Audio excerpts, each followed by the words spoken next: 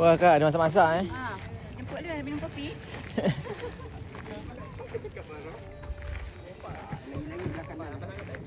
Ya, kopak. Kat sana ada satu ni White Horse kan? White Horse pula. Mana kopak?